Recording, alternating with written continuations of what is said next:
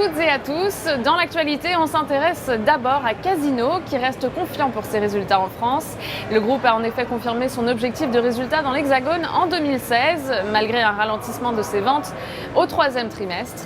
Néanmoins, son redressement semble se confirmer au Brésil et le distributeur a confirmé prévoir un résultat opérationnel courant supérieur à 500 millions d'euros en France cette année, un chiffre jugé ambitieux par les analystes.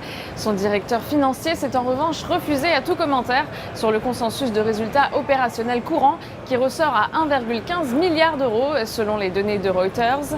Les analystes de l'Opsa sont baissiers sur la valeur et visent des cibles à 38,10 € et 35,80 €.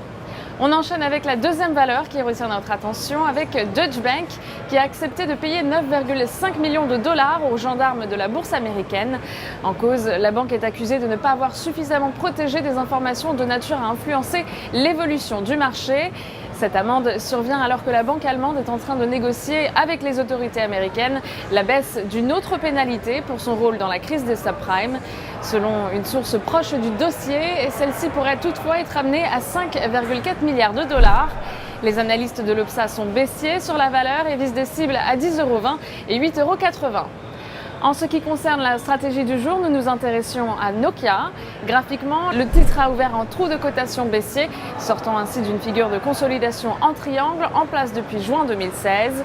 Du côté des indicateurs techniques, le RSI se situe en territoire négatif et ne montre aucun signe de retournement.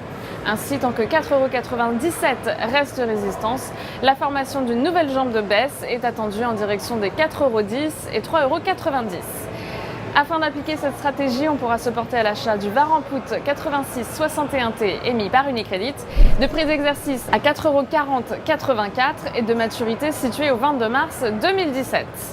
Aujourd'hui, coup de projecteur sur l'indice Eurostoxx 50. L'indice poursuit sa consolidation mais reste préservé par son support à 2883 points. Tant que celui-ci tient, nous maintenons notre opinion positive sur l'indice avec des cibles à 3100 et 3180 points. Nous vous conseillons ainsi l'achat du certificat Eurostoxx 50 EUL 5T émis par Unicredit, de maturité située au 26 octobre 2018 et d'effet de levier 5. Une variation de 1% de l'indice se traduira ainsi par une variation haussière ou baissière de 5% du produit. Pour Trading Central, c'est Stéphanie Texier en direct depuis la Bourse de New York. Excellente journée à tous.